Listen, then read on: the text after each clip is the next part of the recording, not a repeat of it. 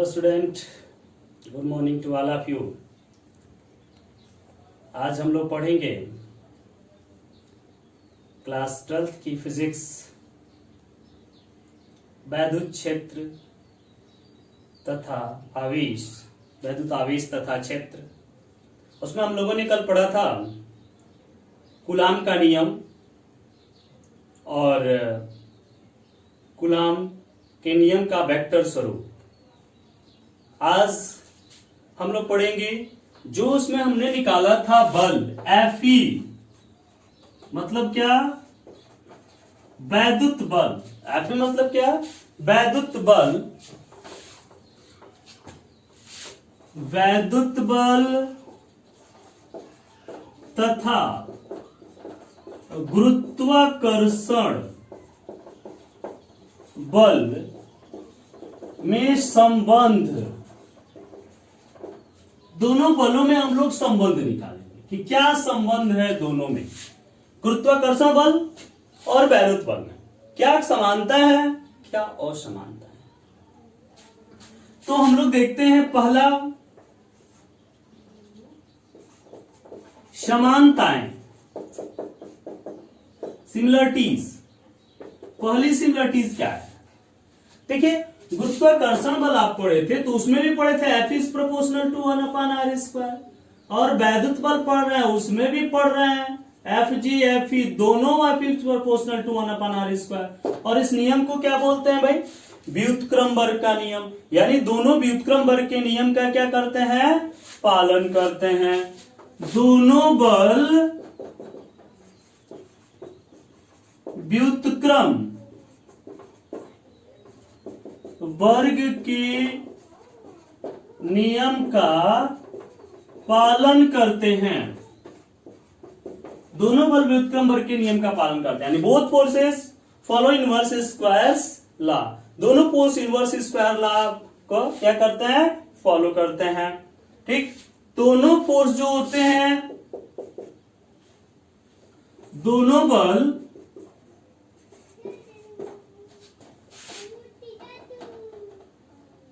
केंद्र को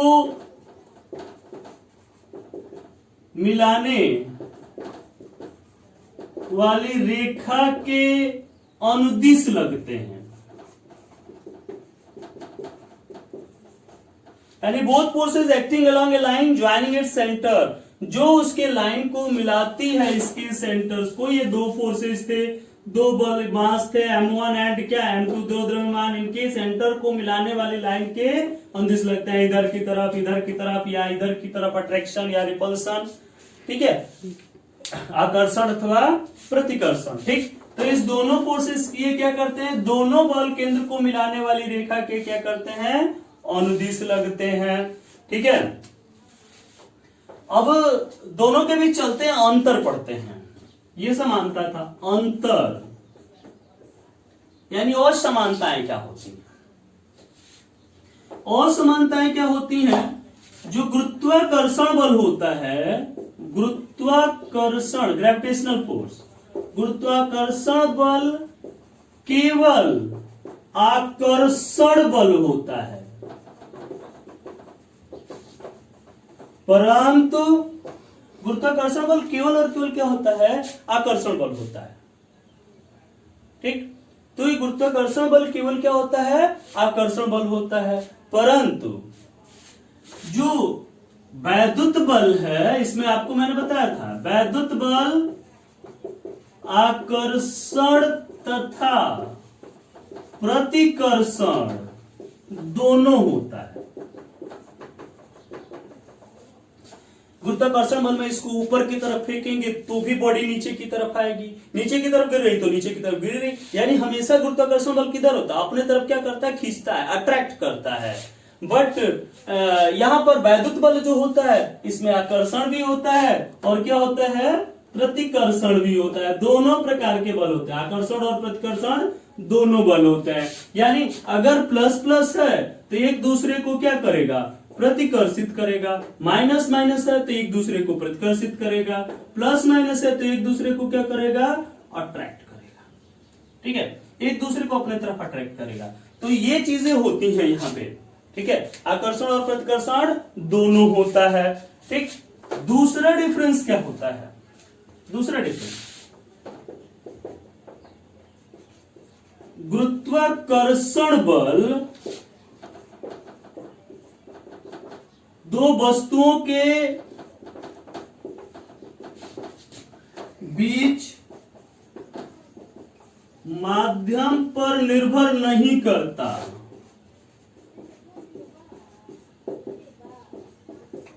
ठीक है, गुरुत्वाकर्षण बल दो वस्तुओं के बीच जो माध्यम होता है उसके बीच निर्भर नहीं करता कि उसके बीच कौन सा माध्यम है। जैसे ये यहां पर रखे थे इतने दूरी पर ये, ठीक है, और इस पर गुरुत्वाकर्षण बल मान लीजिए mg लग रहा है। ठीक है, तो अगर इसको हम इस हथेली पर रख दें, इसके पीछे एक माध्यम लगा दें, फिर भी गुरुत्वाकर्षण बल नीचे की तरफ कितना लगेगा? mg ही लगेगा। इस माध्यम पर इस पर कोई इफेक्ट नहीं पड़ता। परंतु वैद्युत बल माध्यम पर निर्भर करता है। वैद्युत बल क्या करता है? बीच के माध्यम पर निर्भर करता है कि उसके बीच का माध्यम है क्या, उस चीज पर यह वैद्युत बल क्या करता है? निर्भर करता है। और तीसरा,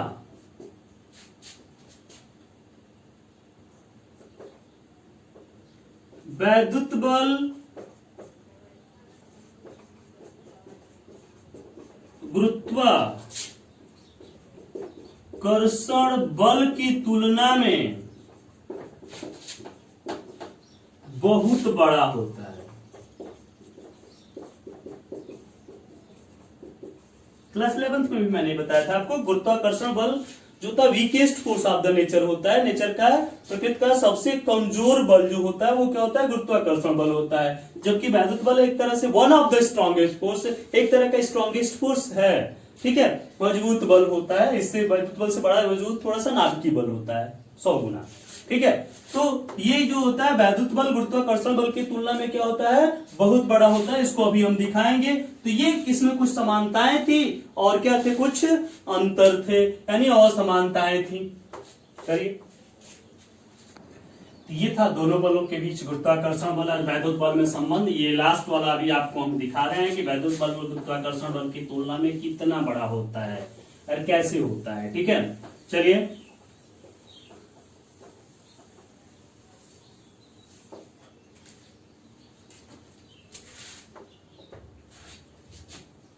मान लेते हैं कि दो इलेक्ट्रॉन,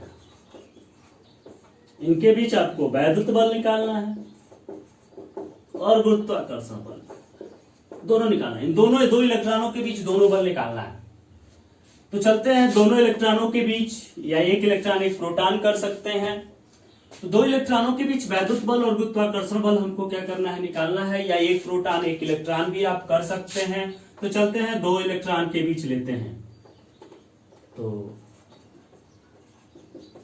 दोनों इलेक्ट्रॉनों के बीच लगने वाला गुरुत्वाकर्षण बल Fg, गुरुत्वाकर्षण बल को Fg से डिनोट कर रहे हैं। गुरुत्वाकर्षण बल ग्रेविटेशनल फोर्स होता है।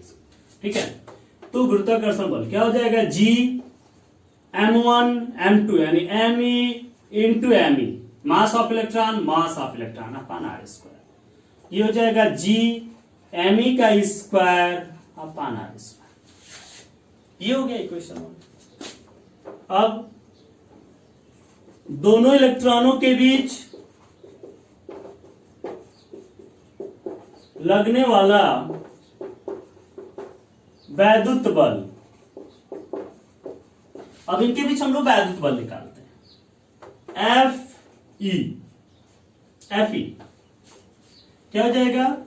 1/4 pi epsilon naught Q1 Q2 E into e, क्योंकि इलेक्ट्रॉन पर चार्ज आता है E, तो E इंटू ई अपान क्या? R square equal to 1/4 pi epsilon nought E square upon R square. अब दोनों के बीच रिलेशन देखना है। Fe अपान Fg, दोनों को डिवाइड करते हैं। इक्वेशन 1 इक्वेशन 2, इक्वेशन 2 डिवाइड 1, ठीक है।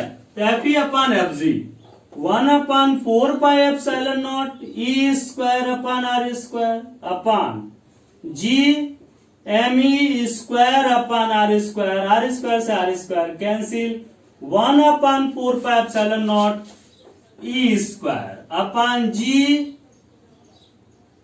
एम सफिक्स में ही है एम ई का स्क्वायर, ठीक है। अब चलते हैं, सब कुछ हम लोग को मालूम है 1/4πε0 इक्वल टू होता है 9 × 10⁹ न्यूटन मीटर स्क्वायर पर कूलम स्क्वायर, ठीक है। जी की वैल्यू होती है 6.67 × 10⁻11 न्यूटन मीटर स्क्वायर पर किलोग्राम स्क्वायर, ठीक है। E = 1.6 × 10⁻19 कूलम और mass of electron equal to 9.1 × 10⁻31 kg।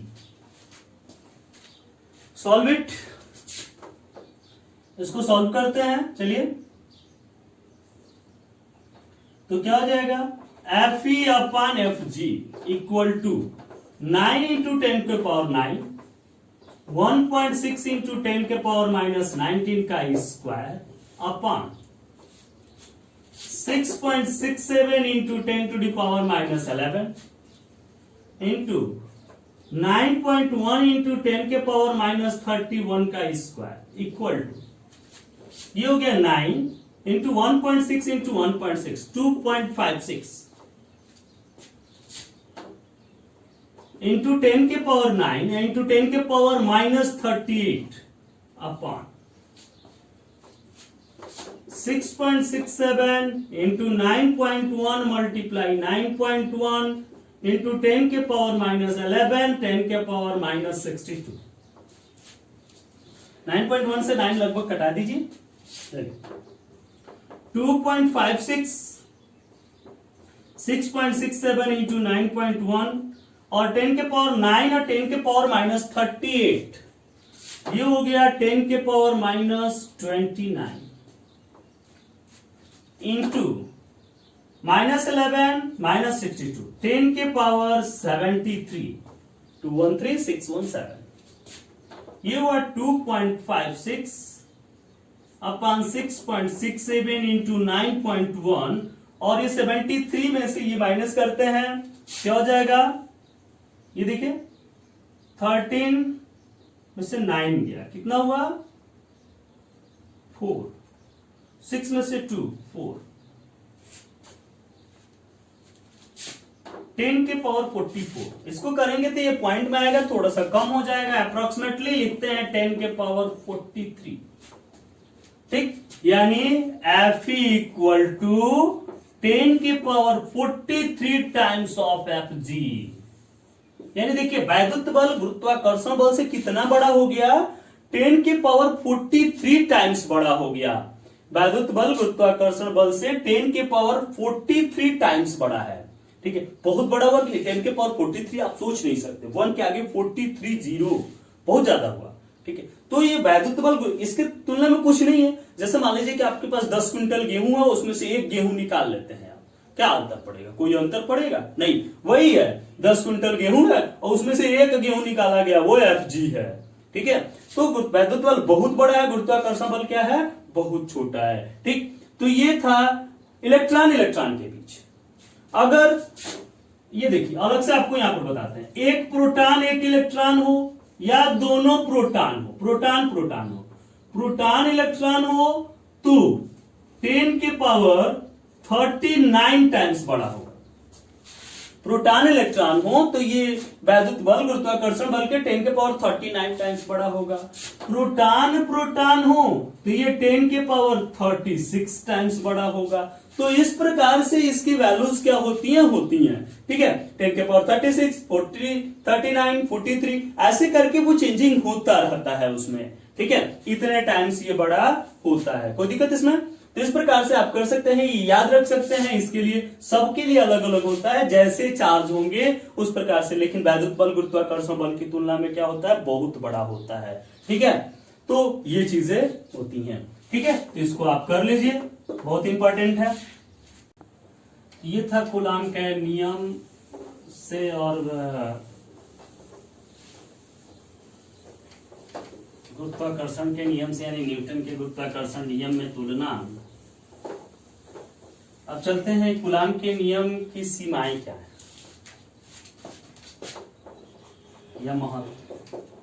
Coulomb के नियम की सीमाएं, ठीक है, कूलाम के नियम की क्या सीमाएं हैं, कब कब कूलाम का नियम जो है लागू होता है। तो ये पहला चीज, बहुत बड़े आवेश के लिए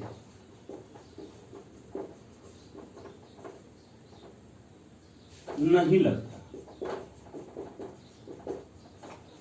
बहुत बड़े आवेश में, बहुत बड़े आवेश में कर लो, बहुत बड़े आवेश में कूलाम का नियम नहीं लगता है, यानी एक्सटेंडेड चार्ज के लिए कूलाम का नियम वैलिड नहीं है, इट्स नॉट वैलिड।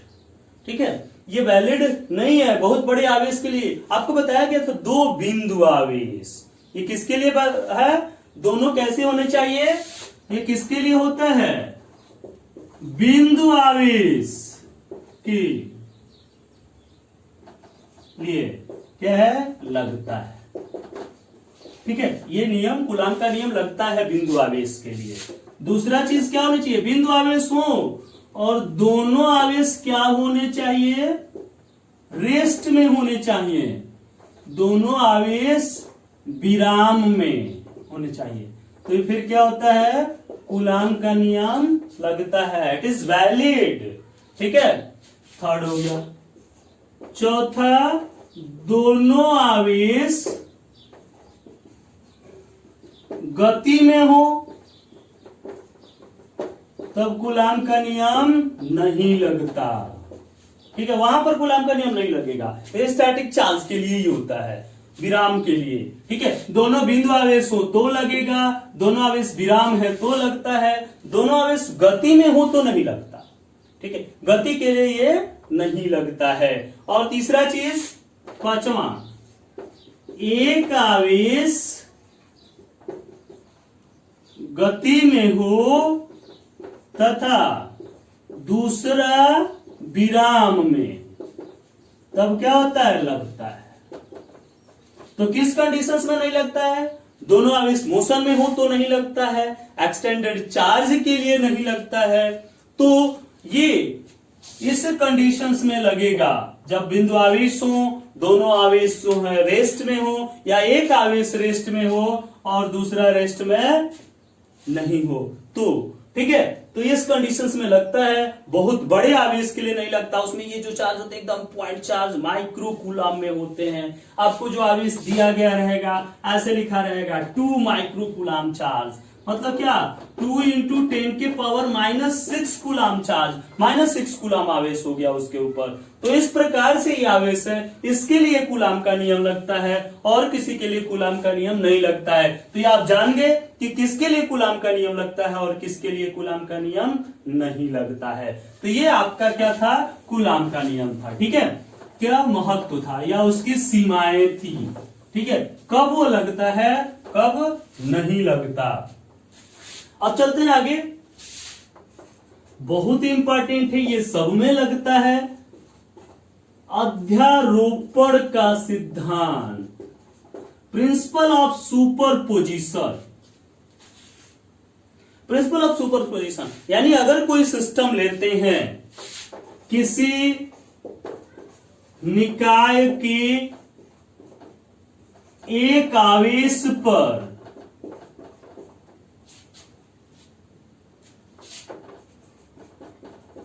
लगने वाला बल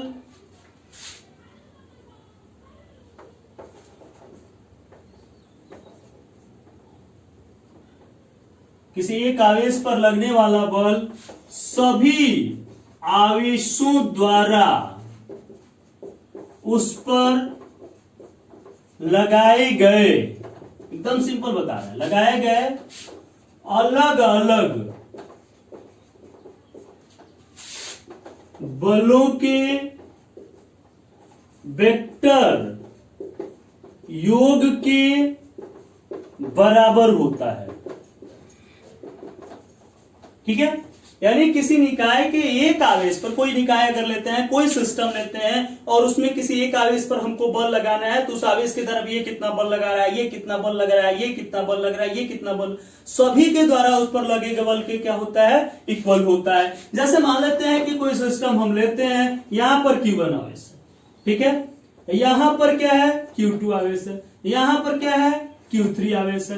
तो इस Q1 पर लगने वाला बल, तो ये Q1 के कारण ये लगाएगा, Q2 लगाएगा इस पर, और Q3 भी लगाएगा इस पर, दोनों बल लगाएंगे। ठीक है, तो इस Q1 पर जो लगने वाला बल F1 हुआ, वो किसके बराबर हो गया, F12 प्लस F13, पहले पर दूसरे के द्वारा, अब पहले पर क्या, तीसरे के द्वारा। अगर इसके बीच की दूरी हम R12 मान लें और इसके बीच की दूरी क्या मान लें, R13 मान लें। ठीक है, तो ये सभी के वेक्टर योग के क्या होता है, बराबर होता है। ठीक है, तो ये क्या हो जाएगा, F1 equal to F12 1/4πε0 Q1 Q2 upon R12 का स्क्वायर प्लस 1/4πε0 Q1 Q3 अपन R13 का स्क्वायर। ठीक है, अब यहां पर देखिए क्या क्या कॉमन है, 1/4πε0 Q1 कॉमन है, क्या हो जाएगा, Q2 अपन R12 का स्क्वायर प्लस Q3 अपन R13 का स्क्वायर, यही हुआ। इसको चाहे तो हम लोग सिग्मा में लिख सकते हैं, Q1/4πε0, इसको लिखते हैं सिग्मा। सिग्मा मतलब होता है बीजगणितीय योग, जितने सारे हैं। ठीक है, तो ये क्या हो जाएगा, sigma I is equal to 2। ठीक है, और 2 3 है ना, 2 2 3, ठीक, QI। ठीक, तो ये चीज है, को n के लिए कर लेते हैं पहले। ठीक है, इसी प्रकार से अगर क्या है, ये हो गया 2 के लिए, 2 के लिए में क्या सिग्मा लगाना है। ठीक है, ये 2 के लिए हो गया। यदि Q1 Q2 Q3 and so on Qn n आवेश हो, कितने आवेश हो, n आवेश हो, तो n आवेश हो तो पहले पर लगने वाला बल F1 कितना हो जाएगा, ऐसे ही सिमिलरली 1/4πε0 Q1 तो सब में रहेगा कॉमन, डायरेक्ट कर रहे हैं। ठीक है, क्या हो जाएगा, Q2 अपन R12 का स्क्वायर प्लस Q3 अपन R13 का square plus and so on plus Qn upon R1n का स्क्वायर। ठीक है, अब ये देखिए 2 से लेकर कहां तक है, n तक है, इसको सिग्मा में लिखेंगे 1/4πε0 Qn। अब सिग्मा लगाइए, I इज इक्वल टू कहां से शुरू है भाई, 2 से कहां तक है, n तक, 2 से शुरू है, 1 तो सब में है, I is equal to 2 to n, ये हो जाएगा QI अपान R1I का स्क्वायर। ठीक है, सिग्मा मतलब आप जानते हैं, सिग्मा मतलब होता है बीजगणितीय योग, सबका योग। ठीक है, और ये देखिए I बराबर 2 रखिए, Q2 अपान R12 का स्क्वायर, I बराबर 3 रखिए, Q3 अपान R13 का स्क्वायर, I बराबर 4 रखिए, Q4 अपान RI4 का स्क्वायर, I बराबर n रखते हैं, Qn अपान R1n का स्क्वायर। तो ये सबके बीजगणितीय योग के क्या होता है, बराबर होता है। यानी अगर किसी सिस्टम में बहुत ज्यादा, सिस्टम मतलब निकाय, अगर किसी सिस्टम में बहुत ज्यादा फोर्स लगे हो, बहुत ज्यादा बल लगे हो, तो उन सभी बहुत ज्यादा आवेश है, तो उन सभी आवेशों के द्वारा जो किसी एक आवेश पर जो बल लगता है, सबके द्वारा उस आवेश पर लगाए अलग अलग बल के बीजगणितीय योग के यानी वेक्टर योग के क्या होता है, बराबर होता है। पहले के कारण, दूसरे के कारण, तीसरे के कारण, चौथे, पहला पहले पर तो लगाएगा नहीं। ठीक है, तो इस प्रकार से सबके कारण बलों के योग के ये क्या होता है, बराबर होता है। यह अध्यारोपण का सिद्धांत है। ठीक है, तो ये अध्यारोपण का सिद्धांत था। इस पर बहुत ज्यादा न्यूमेरिकल्स आते हैं, इस पर क्वेश्चंस एग्जाम्स में बहुत बार आए हुए हैं। चलिए ये क्वेश्चंस हम इस पर कराते हैं। इलेक्ट्रिक फील्ड में भी ये क्वेश्चन होगा, वैद्युत क्षेत्र जब आप पढ़ेंगे तो। जैसे ये क्वेश्चन करते हैं, हम लिखते नहीं है, केवल फिगर बनाकर दिखाते हैं। ठीक है, ये देखिए मान लेते हैं कि ये इक्विलेटरल ट्रायंगल, इक्विलेटरल मतलब आप जानते होंगे समबाहु त्रिभुज, ठीक है। और ये 3 पॉइंट्स हैं ए बी सी, ये 3 पॉइंट्स हैं। इस पर भी प्लस क्यू चार्ज है, इस पर भी प्लस क्यू चार्ज है, और इस पर भी प्लस क्यू चार्ज है, तीनों पर प्लस क्यू चार्ज है। और ये क्या है, ये भी डिस्टेंस ए हुई, ये भी डिस्टेंस ये हुई, और ये भी डिस्टेंस, सभी डिस्टेंस क्या है, ए ही है। तो क्या होगा, सारे डिस्टेंस ही है। अब हमको निकालना है क्या, ये सी बिंदु, सी, तो निकालना है बिंदु सी पर वैद्युत बल, ठीक है, निकाल, ठीक। फाइंड इलेक्ट्रिक फोर्स एट सी, वैद्युत बल इस सी पॉइंट पर निकालना है। चलिए, इस सी पॉइंट के लिए देखिए तो ये भी प्लस है, ये भी प्लस क्यू है, ये भी प्लस क्यू है, तो प्लस के कारण वैद्युत बल किधर की तरफ लगता है भाई, बाहर की तरफ लगता है, यानी उसको प्रतिकर्षित करता है, दूर हटाता है। तो चलिए इस बी वाले के कारण देखते हैं किधर की तरफ लगेगा बल भाई, इधर की तरफ। इसके कारण देखते हैं किधर की तरफ बल लगेगा भाई, इधर की तरफ, ठीक है। ये लगा क्या, एफ सी बी, और ये लगा F C A, F C B F C, ये एफ सी बी हो गया, और ये एफ क्या हो गया, सी हो गया। अब ये इक्विलेटरल ट्रायंगल है, तो ये 60 डिग्री, तो ये भी कितना हो जाएगा, 60 डिग्री, ये हुआ। तो चलिए सबसे पहले दोनों की वैल्यूज निकालते हैं। बीच की दूरी तो ये है ही, कूलाम के नियमानुसार, कूलाम के नियमानुसार, चलिए एफ सी बी निकालिए, 1/4 pi epsilon not Q into Q, Q square, Q1 Q2 upon R square होता है, Q square upon A square. F C A, C पर ए के द्वारा 1/4 pi epsilon not Q square upon A square. This is implies that F C B equal to F C A, ठीक है। आई equal to हम मान लेते हैं F dash, ठीक। अब ये देखिए दोनों के बीच का कोण तो ये हो गया, दो वेक्टर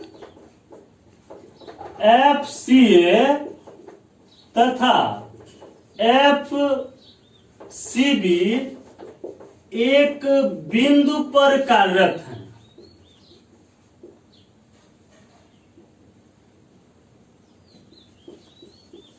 अतः इनका परिणामी किसको प्रदर्शित करता है भाई, विकर्ण को प्रदर्शित करेगा। कौन सा है, समांतर चतुर्भुज का रियल, ये हो गया, विकर्ण को प्रदर्शित करेगा है, यानी तब परिणामी एफ बराबर अंडर रूट, इसको मान लिए थे सबको एफ डैश, तो लिख लो एफ डैश का स्क्वायर प्लस एफ डैश का square plus 2f dash into F dash cos 60 degree. आपको मैंने फार्मूला पढ़ाया था, आर बराबर अगर दो वेक्टर ए और बी काम करते हैं तो A square plus B square plus 2ab cos theta, ठीक। तो एफ डैश का स्क्वायर प्लस एफ डैश का square plus 2f dash into F dash cos theta, F dash का स्क्वायर एफ डैश का स्क्वायर 2f डैश का square plus 2f dash का square into cos 60 की value 1/2 cancel, ये हो जाएगा अंडर रूट 3f डैश का स्क्वायर, ये हो जाएगा अंडर रूट 3 इंटू एफ। अब वैल्यू रख देते हैं एफ डैश की, एफ डैश बराबर F C B I equal to क्या, एफ सी ए, रखिए वैल्यू कितनी हो जाएगी, under root 3 into 1/4 pi epsilon not Q square upon A square, ये एफ की वैल्यू हो गई। अगर ए क्यू और ए की वैल्यू दिया हो तो फिर आप क्या कर सकते हैं, सॉल्व कर सकते हैं। समझ में आया? तो जिस पॉइंट पर कहेगा उस पर हम लोग देखेंगे कि अदर दो के कारण कितना फोर्स लग रहा है, ठीक है, और उसकी वैल्यूज क्या करेंगे, हम लोग निकाल लेंगे। तो इस प्रकार से इसकी वैल्यूज को क्या करते हैं, निकालते हैं, सॉल्व।